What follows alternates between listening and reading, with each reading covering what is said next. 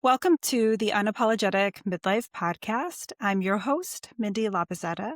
Today's conversation is a powerful one because we are talking about what it really means to grow up in an alcoholic home and what it takes to consciously break those generational patterns as adults and as parents. I'm joined today by Tara Heims, a Buffalo native, former teacher, and mom of two teenage girls. Tara holds a master's degree in literacy and an elementary education, and she's also a former dancer who still very much enjoys staying active, moving her body, and soaking up as much sunshine as she can, especially at the beach. Welcome. Hello, thanks for having me, Mindy. I'm honored to be here. Thank you for being here. So today's topic, growing up in an alcoholic home, how to heal and break generational trauma. And Tara has been so kind to come on and share her story and how to kind of transform your life when this is the starting point, right? Right. Well, and if it's not a complete transformation, it's the beginning of one, right? Because it Yeah. can be overwhelming to think, how am I going to be the one to change everybody? You're not. But at least today, hopefully, we can talk about ways to start to recognize what that could look like and how to begin. Yeah. Yeah. I like to think of like growth as a lifelong thing that we take along with us on the ride, right? It's there's not a completion or an end date. It's something that you continually work at. Absolutely. Yeah. So Yeah. let's start at the beginning. What did your home life look like?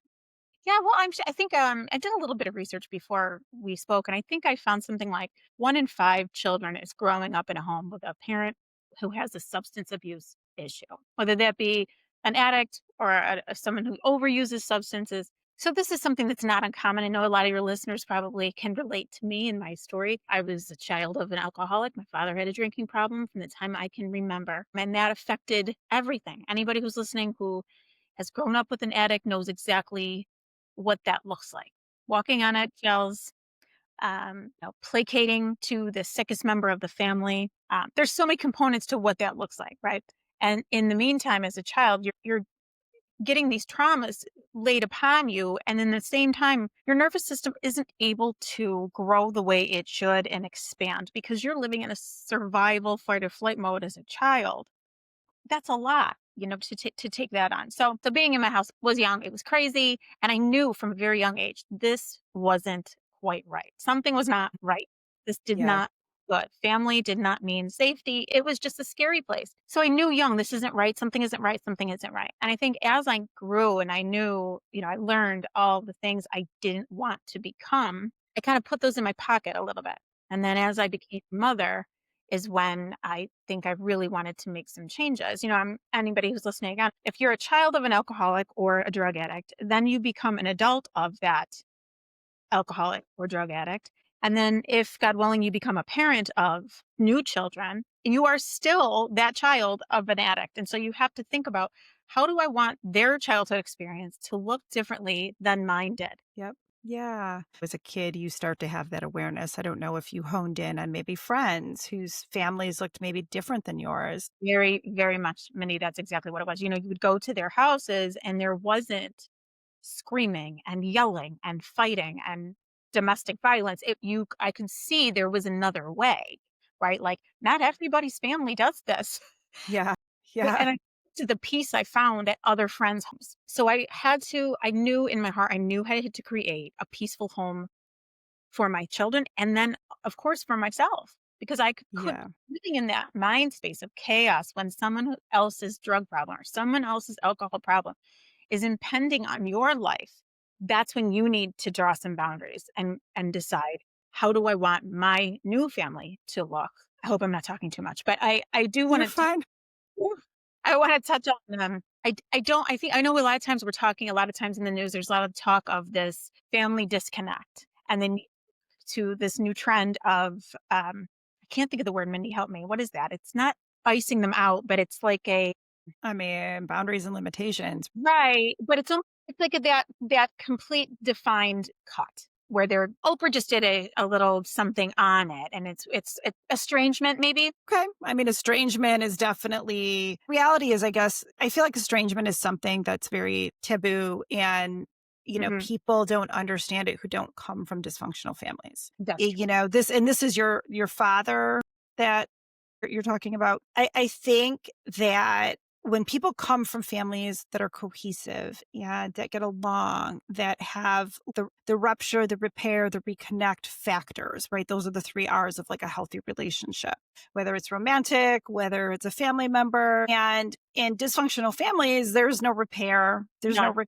reconnect, there's the None. rupture. And then that rupture is just kind of left to Rinse and stew, repeat. You got rinse it. and repeat, lift up the rug, sweep it underneath. Like it's That's this it. really, really vicious cycle. So I had brought up like some characteristics that kind of come up with this, right? Because I think the estrangement isn't something that just like suddenly happens out of nowhere. This has been a long time coming and it builds, right? It percolates, it festers, and it's a very, very hard decision to get to that point where you're like, okay, no more. I'm stopping this. This is not continuing to manifest and then ripple into my children's lives. Exactly. Um, I so I think that estrangement is the only way. I do think that um I think that that is a trend right now, and I think that that can be super healthy, and it may be the only course of action in some circumstances. However, I do want to say, what I would love to see is us to kind of merge our generations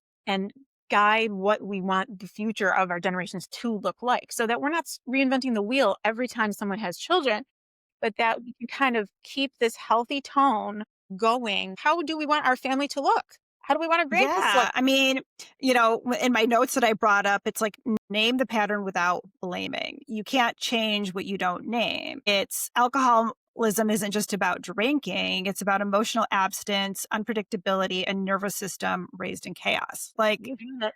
You so got when you look at that in a broader picture too, like you said, at that flight or fight response, it. when Mhm. you're a kid and you don't have predictability, that equals a lack of safety. Yes. And that lack of safety is basically the bones of what every parent is supposed to provide for their children. I like that. Our job is to protect our kids, it's to keep them safe, it's to get them into adulthood. But when there's instability in your home and your parents are not safe, that doesn't create a healthy home life. That creates a really unstable, like it's saying, unpredictable home life. Very much. Very much. And then I ultimately, hearing you talk reminded me how, as I got older, I hated who I became around him. He would bring out the ugliness in me Oh yeah. because of all those things I had been through. And there was never, and like you said, it must be a textbook, how to be, because there is no There looking.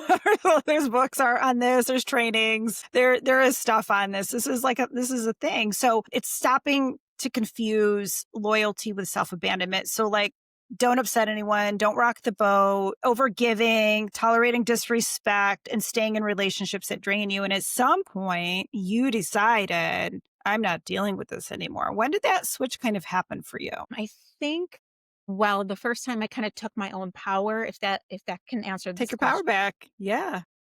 I My father and I had gotten into a physical altercation, and the police came to our home, and it was not the first time by any stretch, but it was the first time. I was 18, and it was the first time I was able to file a police report, and it was the first time I was able to kind of create some autonomy, because it was no my mother could no longer tell me not to. It was that very well, if you do, well, then here are the consequences for all of us, right? So, and Yeah. I'm sure people can relate to the things I'm saying. You kind of have to fit in the guidelines of the family rules. So mom's the enabler by allowing dad to continue to hurt you, getting into a physical altercation with your daughter. This isn't like you're a grown man and a grown man. This is not an even dynamic, first of all. But second of all, dad is learning that it's okay if I continue to do this because there's no repercussions. That's right. That's exactly right. And I know the story is not unusual. My Of dad was course born not. in 1939. I bet you there's a lot of your listeners who have parents that age, or grandparents, or born in that era, Different where times. alcohol was just acceptable, and it Yeah. was not to be spoken about. Whatever was happened the night before was not to be spoken about in the light. And when you grow up, and he was, unfortunately, I don't mean to speak ill will of him. He's been passed and I've made my peace with him, but he could be malevolent toward me. And having that in your home as a child created this kind of difficult person in me. Right. So I became this child who became way too, my therapist calls it my warrior. She says, you have this warrior that just comes out. And I didn't have a lot of control of my warrior because I didn't know when I was going to have to use it at any given second. That turned me into what was going to be an unhealthy adult. And I had to make changes because I wanted better for myself and I wanted better for my life and for my then to be children. I now have two teenage daughters. They didn't know my father. They didn't know his ways, but I'm happy that they never will too. Yeah, I mean, you protected him. That was your job, right? And your mother should have protected you. And here's another layer of this too. And I always tell people this. Our mothers, right? Because this wasn't that long ago, right? That our mothers, they're coming from that generation of no bank accounts, no Yep. mortgage, no That's credit right. cards in That's their right. names.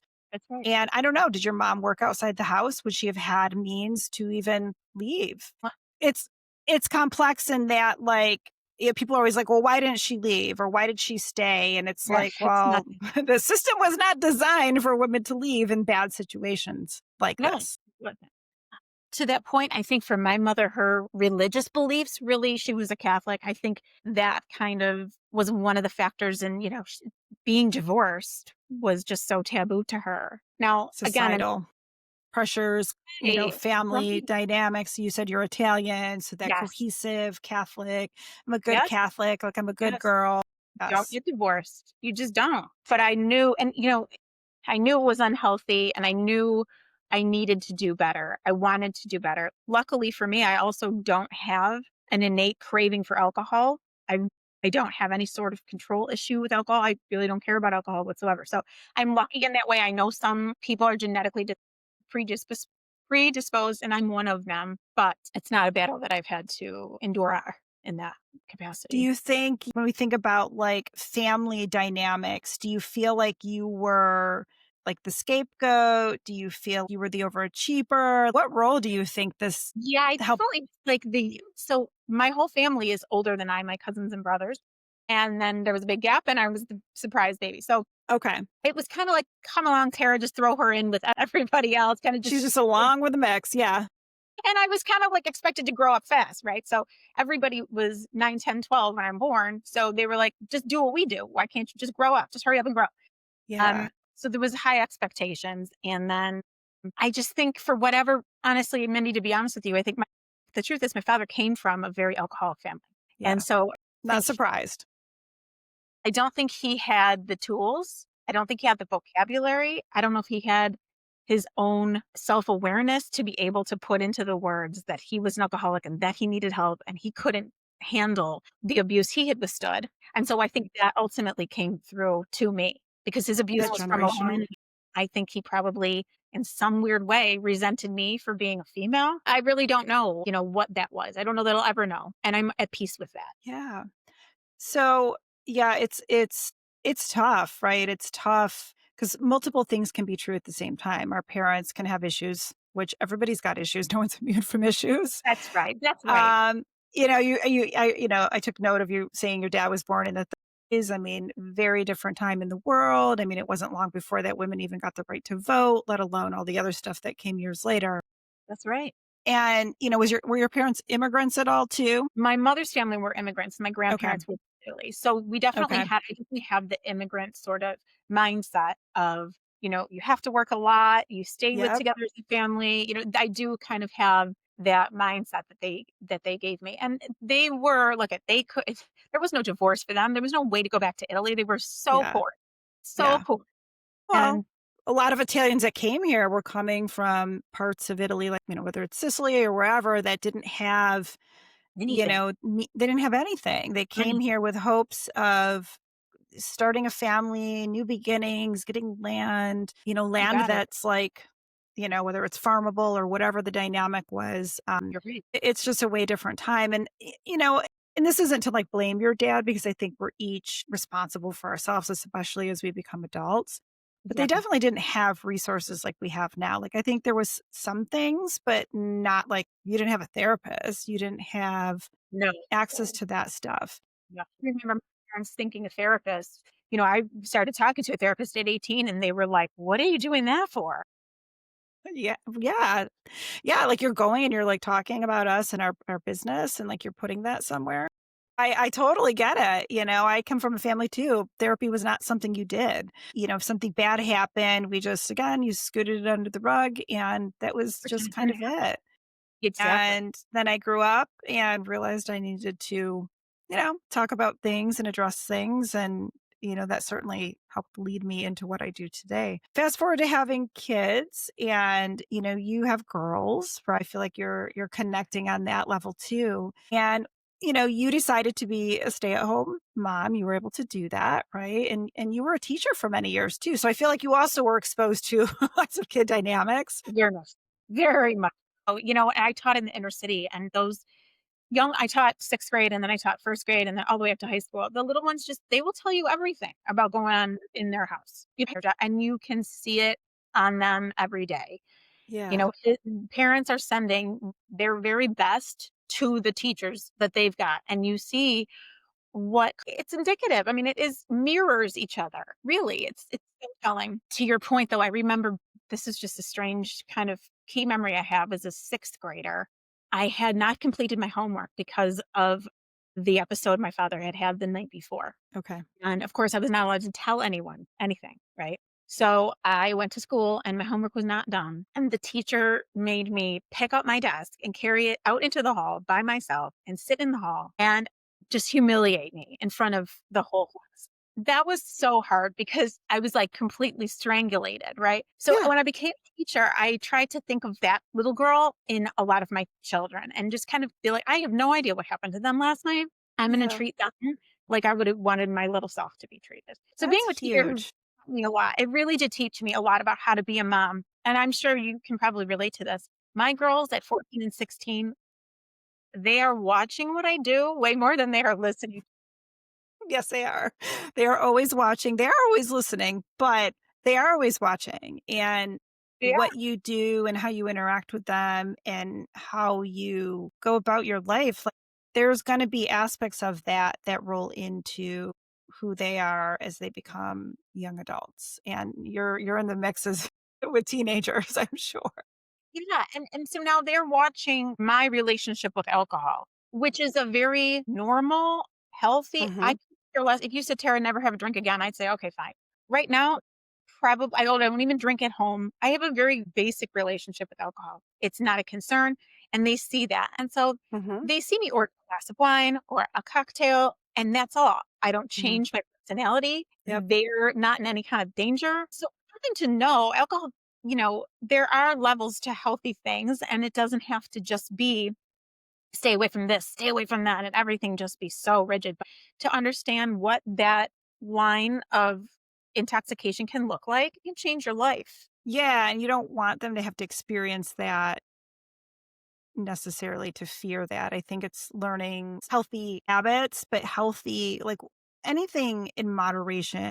And it's okay if they choose not to do something too, right? If they choose someday to Yes. not drink alcohol or, sounds like, are you, no, I shouldn't assume, but have you had conversations with them about your dad? Do they have an understanding of your history? Age appropriate, obviously.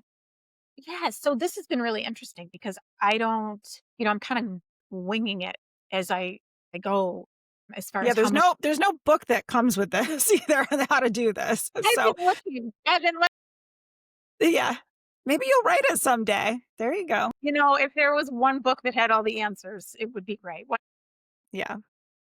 I think I let them know, as you said, what's been age appropriate, that their grandfather had an alcohol issue, that his behavior impacted my life in a lot of negative ways. I keep it vague in those terms. I do not let them know the extent or details of my specific abuse. And you tell me, as a therapist, at this point in my life, I can't figure out a reason that would benefit them. What do you think? Yeah, I mean, I think if they ever came to you and wanted to know more, I think that's a different conversation, but, I kinda describe certain aspects of my life with my kids of, it wasn't good. It was not healthy. I don't like you said, I don't necessarily think they need to know specifics, but if as adults, if they ever come to you and do want to know more details, that may be a different story. I agree. But they Right. know enough that, this wasn't healthy and I do not want to repeat these cycles. And I want, to be the parent or the parents that I didn't have, right? I don't want you to be afraid in your home. I don't want you to worry that something's going to happen to me, right? Because that's a legit fear too is, oh my God, what happens if something happens to my parents? Or God forbid if dad was driving and you're all in the car, I mean, you were the youngest. So I don't know if your siblings kind of helped also to raise you or if they were like, see you later and they were out of the house as you got older and more aware of this. They were gone by the time I was 16. So it was only about 2 years that I lived in the home with just the two of my parents. After that example I told you earlier about the domestic violence report, he did move out of the house. And my mother and I stayed there. And that was complicated, but it was a little bit easier. Obviously, once he was gone. But the original question was, I'm so sorry, I lost my train of That's okay. I do that all the time. That's all. That's called the midlife perimenopause brain for you. Just asking the initial question was like, how has this transpired over to your girls, and what do they know about your past, and Right, right, right. age appropriate. Obviously, you're telling them age appropriate things because as they get older, I mean, I think kids start to pick up on things. I mean, I've had conversations with my own kids about things, and again, not super in detail, but just age appropriate where they kind of have an understanding because I think that's one of the biggest things is like growing up, you didn't really know stuff about your parents and what their childhood was actually like because they didn't talk about it. I know mine didn't.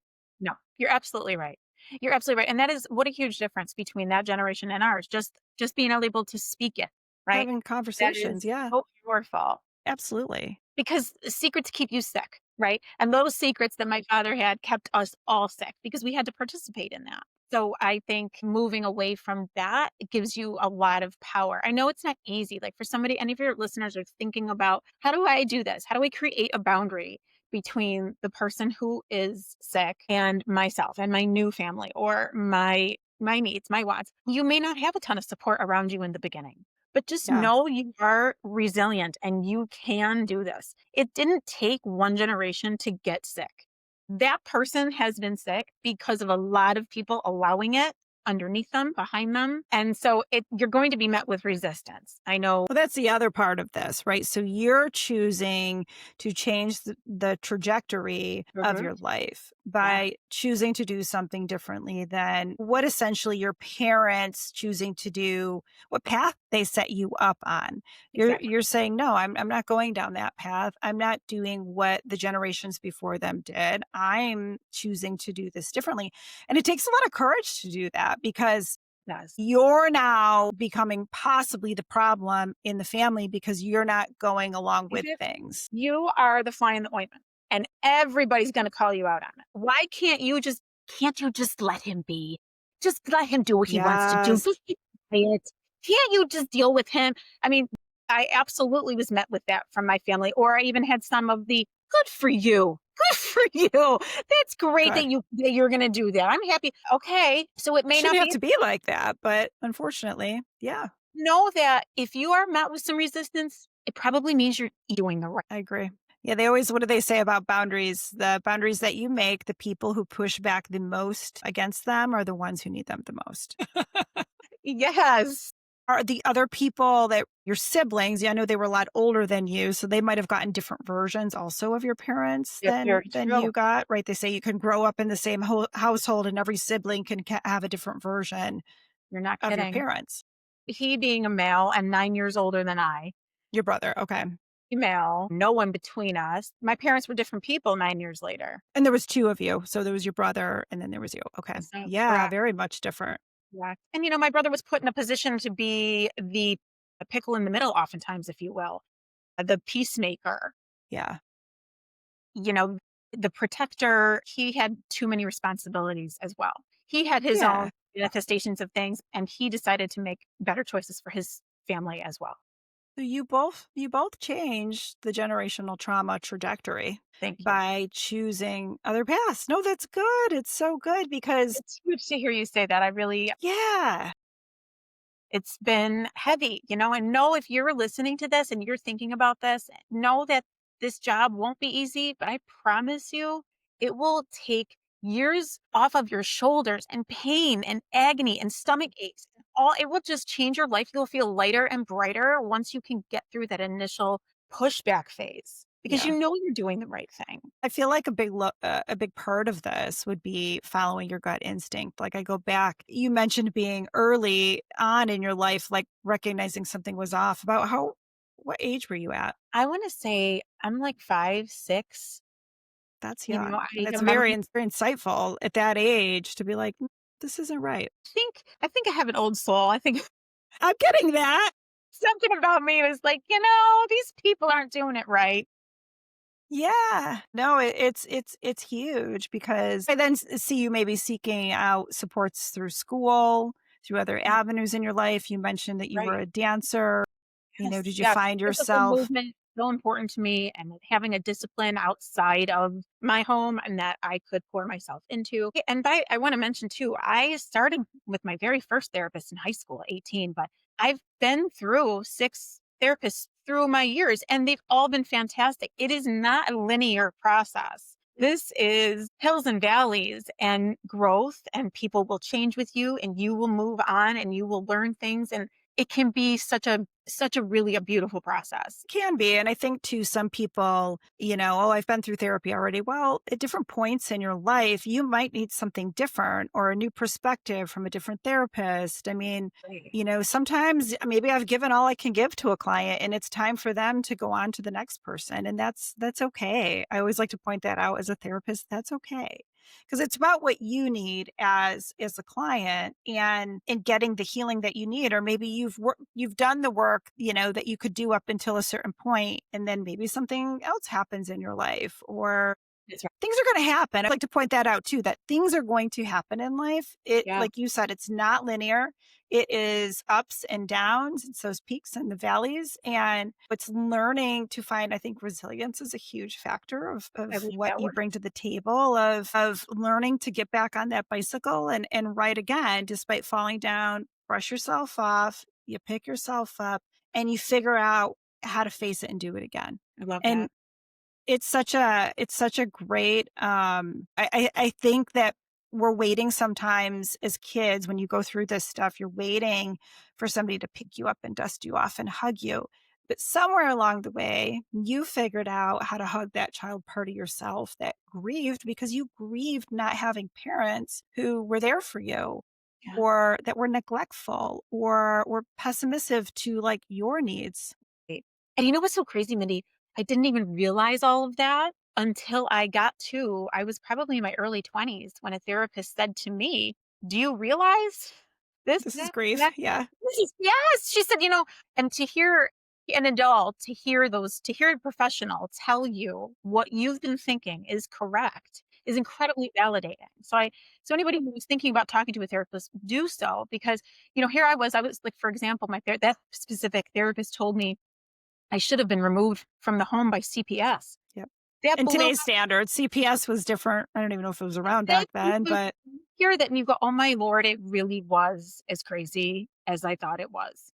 And I'm still here. But I do wanna but back to your point about getting help and talking about it, yeah. this is where we are that our parents weren't. There so now there really is it's never been easier to make this generational break.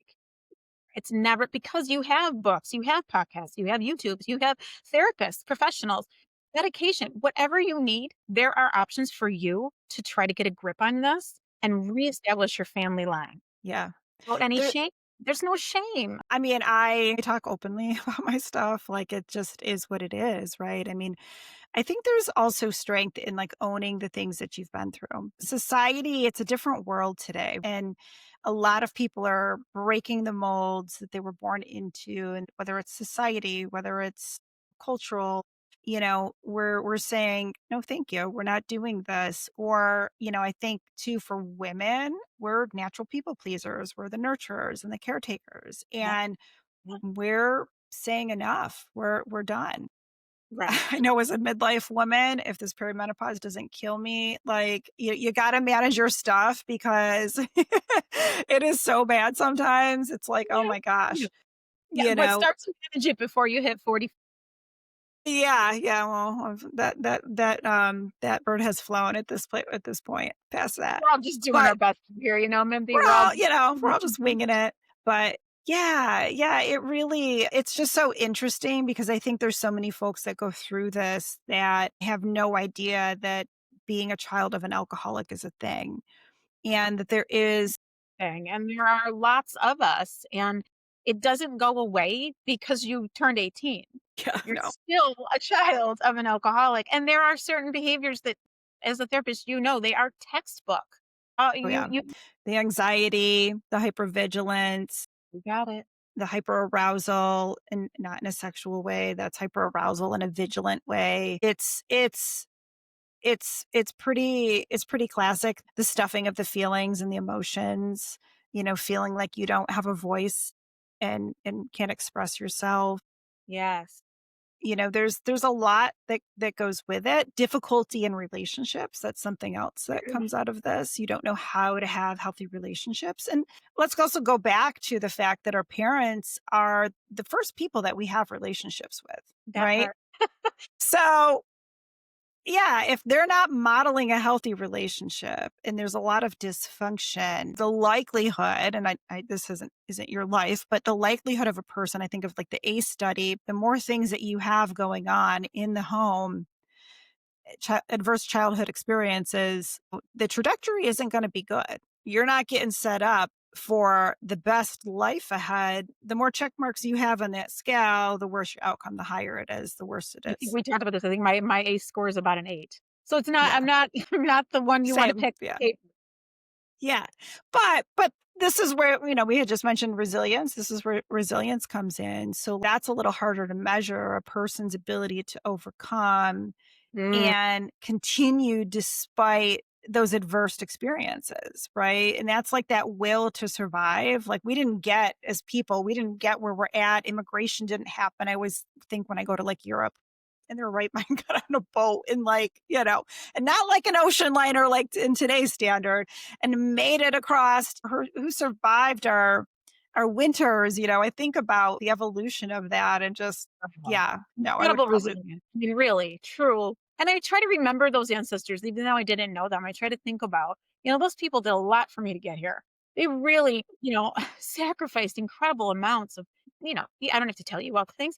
And I don't want to just blow that. I want to do something with that. I want to be better than what just is following my dad's escape route would be. I took the can easy way out. right. The easy way is to numb it out.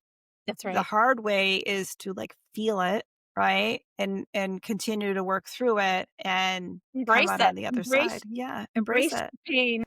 Yeah, we do when I do EMDR processing, I don't know if you ever did that with a therapist, but it's I a heard good type things. of yeah, it's great. It's a type of somatic processing to help you process the trauma that's stored in your body because essentially the body keeps a score, right? There's a very famous book. There's evidence Right. it's in the fascia. Yep. They can prove it that trauma is in the fascia of your body. Yep. So you Yep. are carrying it. Continue, I'm It's sorry. in your DNA. Yeah, no, don't be sorry. No, it's true. So, that is a evidence-based type of therapy that helps you to process through that. So I explain it to clients is like, you're creating like a bell curve and you're going to work up through it.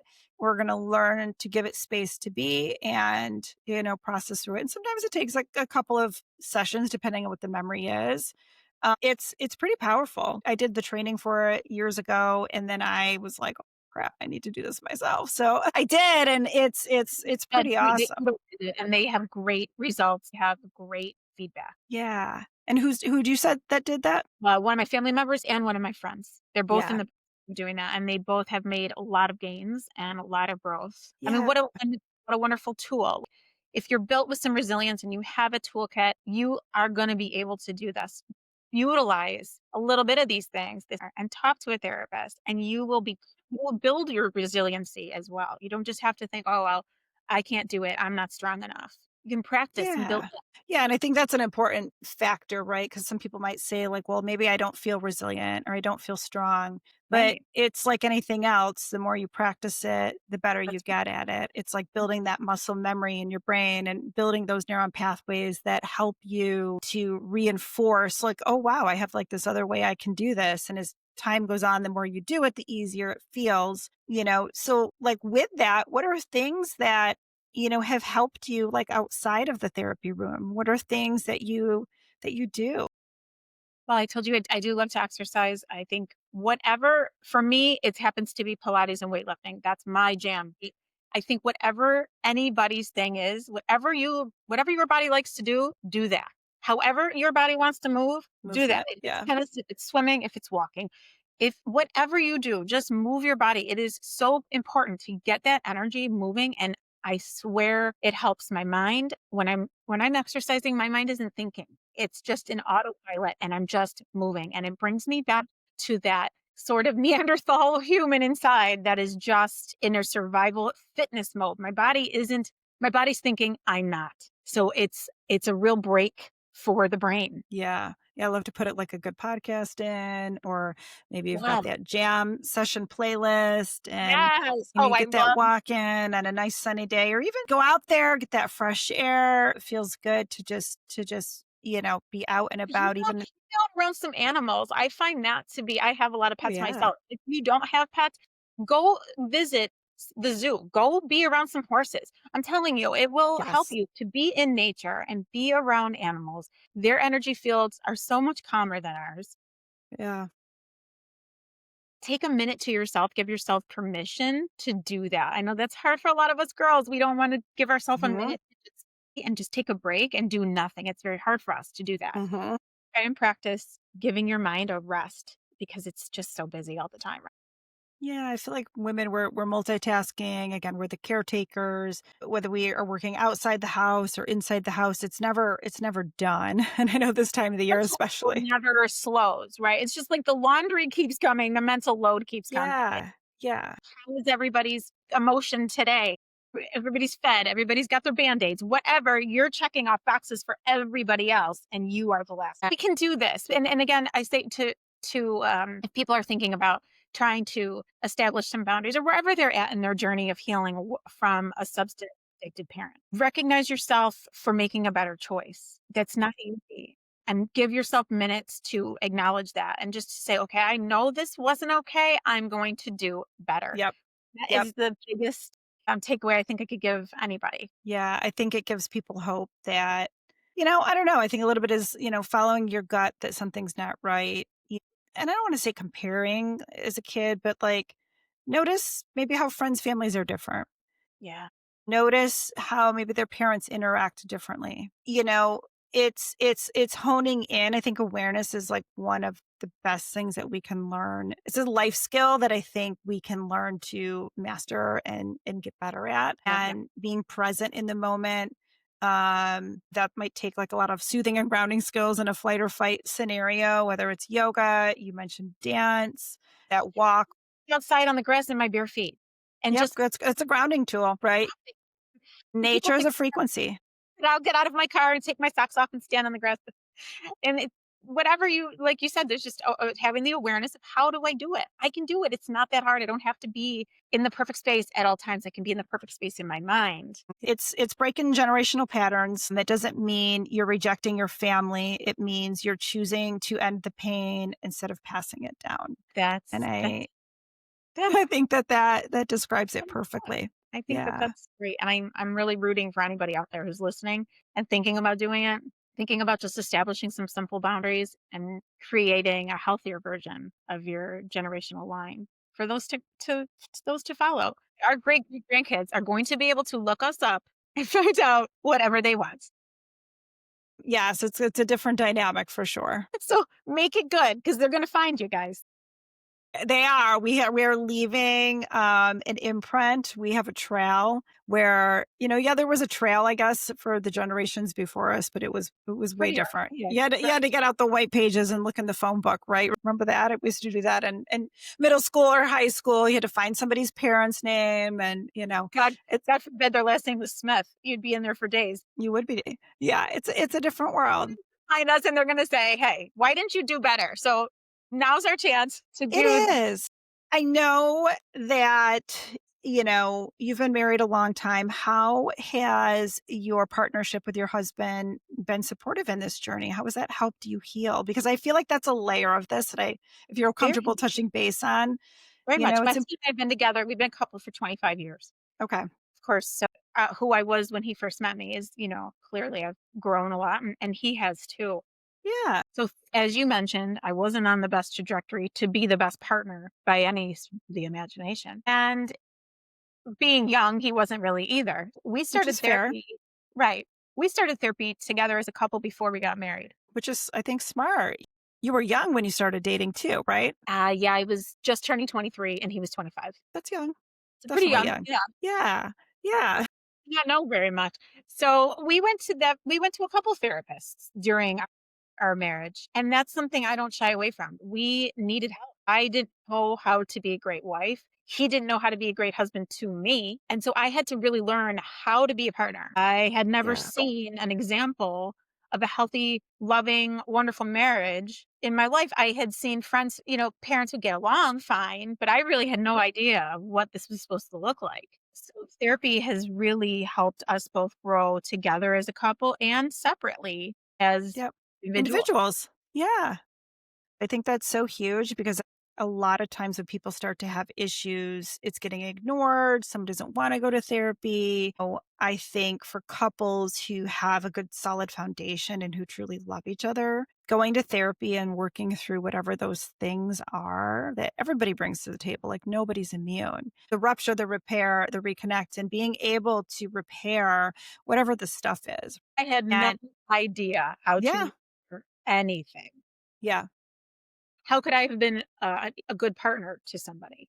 All I knew was rupture, rupture, rupture, rupture, rupture. Chaos. Yeah. Yeah, because that's what you grew up in, right? That's right. Chaos feels normal, and when we start to realize that chaos is not normal, or if you are going to bring a family into the world and you're like, okay, this isn't this isn't conducive. Right.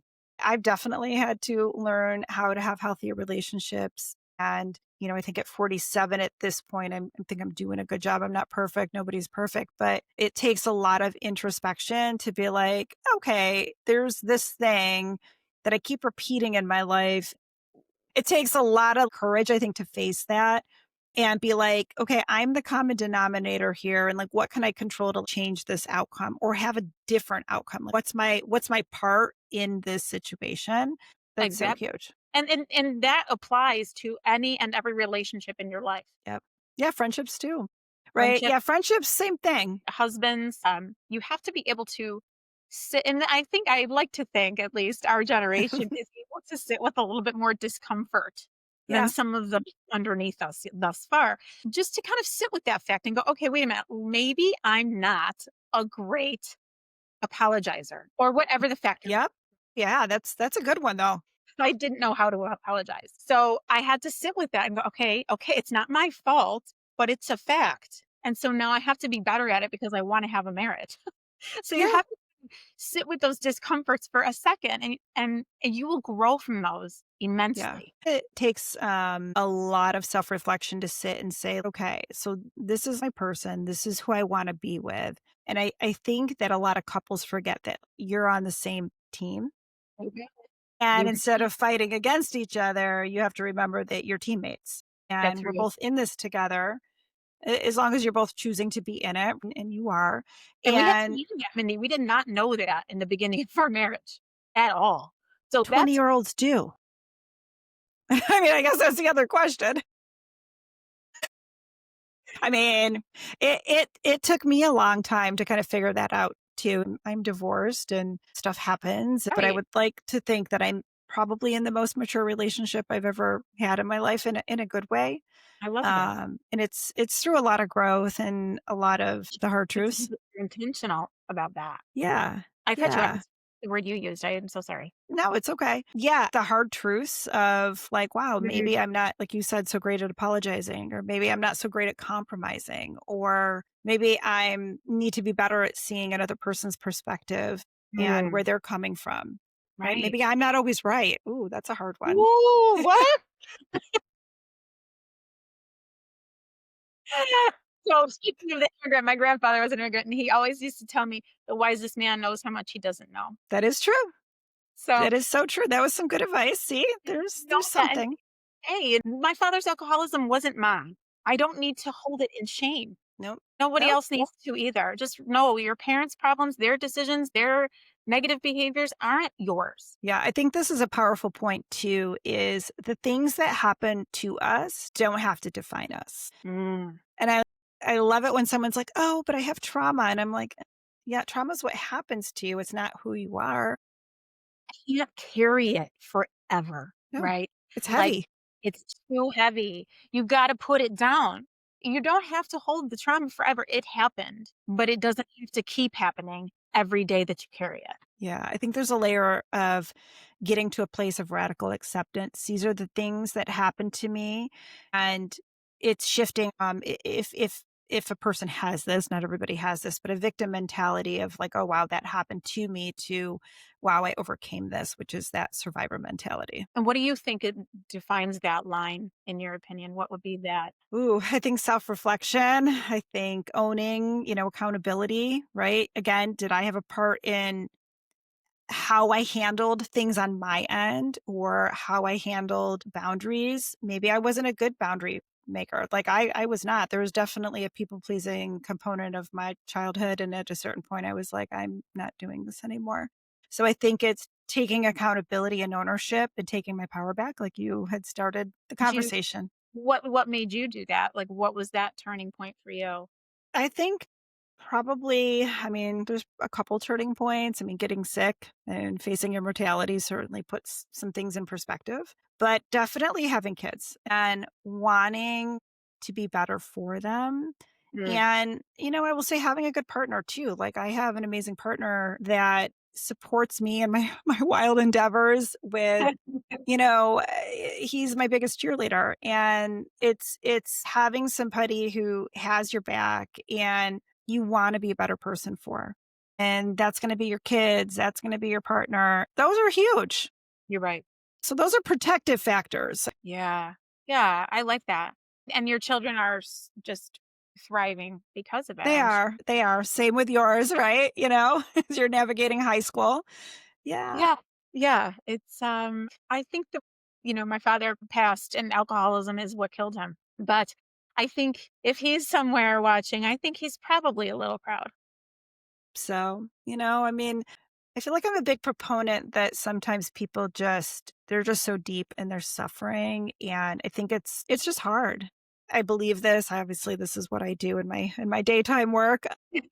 As a therapist, I think people have the ability to change and heal and grow and do Yeah. things differently. Yeah. I agree with what you said about your dad just not having the tools, and maybe he was too deep into his sorrow and what he went through. And, it's a lot to face. That shame is a heavy, heavy burden. Mhm. But again, on the flip side, I've also seen people overcome it.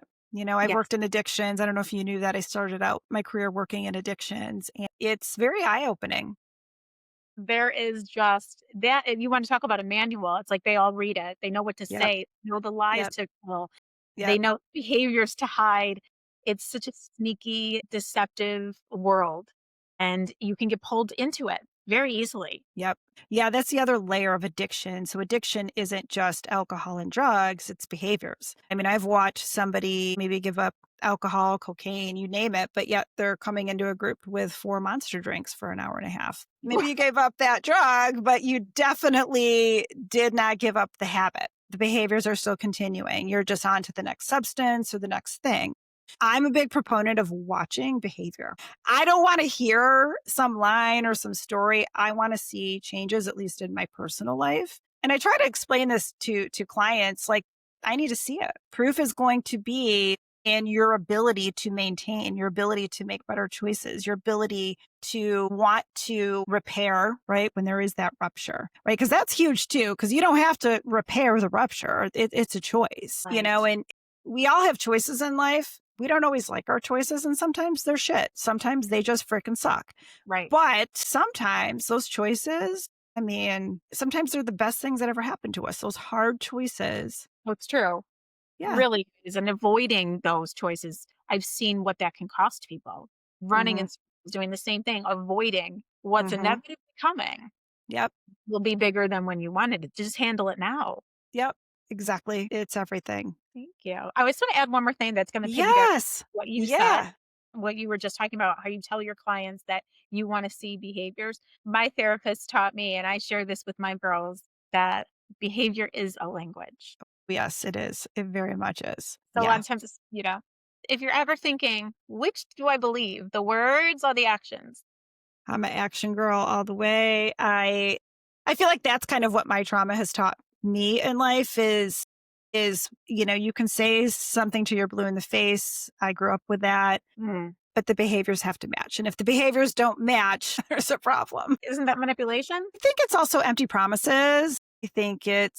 I guess it is manipulation, a form of manipulation or gaslighting. Sometimes I think people may have good intent behind it, but good intent is only as good as the words you speak if there's no actions to match it. That's right. That's right. So, no, that is great advice. Watch. It's okay to be an observer. See a situation go down. If a person says they're going to do something, are they going to follow up? Are they going to do it? Is there Right. consistency? Right. Some evidence behind that to prove that, in fact, their word means something or not. Yeah. Yeah. And you'll know.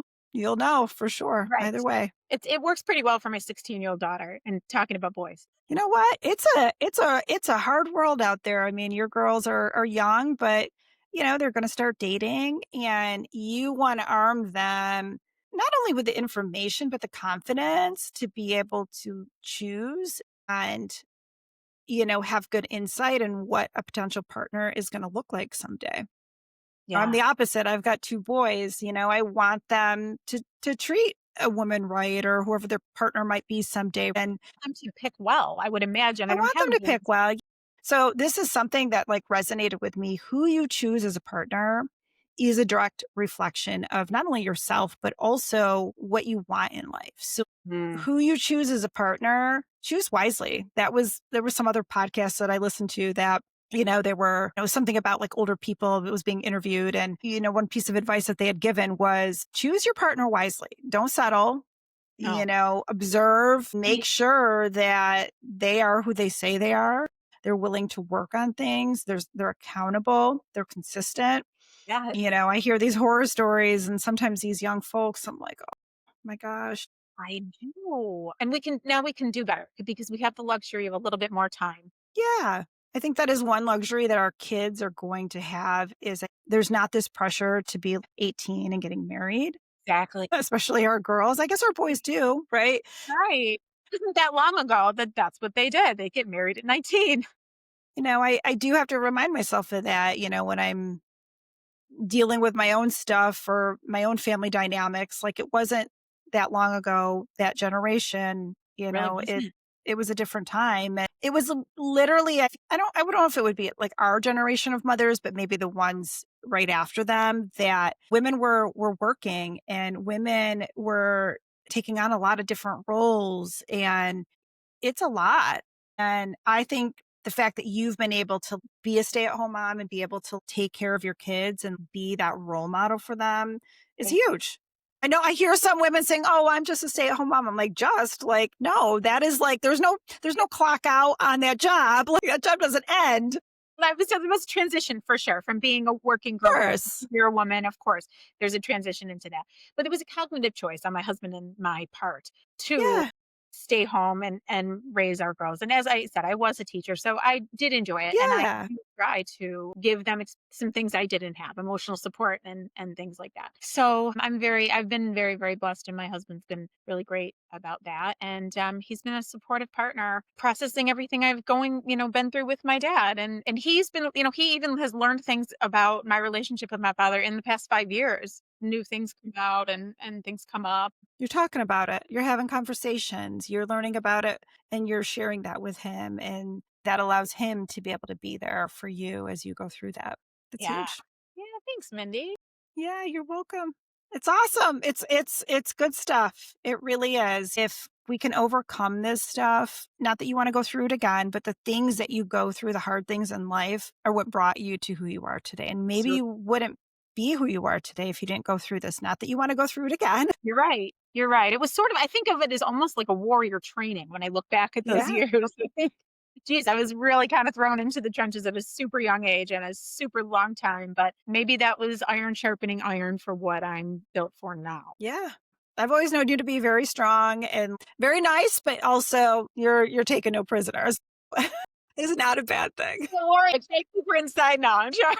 Though. I Mindy, love it. thank you. Awesome. Well, It's been a pleasure speaking with you, and I hope thank that you. everybody can take something away from this and some encouragement at least to know that even though it may not be easy, smooth sailing, you can definitely right the ship of your family if you want to.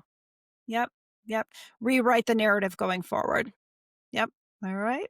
Awesome. Thank you for joining me today. This has been fabulous. And I look forward to talking to you again, maybe in a future episode about something else. That would be wonderful. I'd be honored.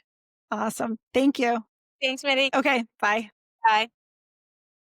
Before we wrap up, I just want to share a quick reminder. This podcast is for educational and informational purposes only, and it does not substitute therapy, medical advice, or mental health treatment. If you're struggling or need support, please reach out to a licensed professional or a trusted healthcare provider.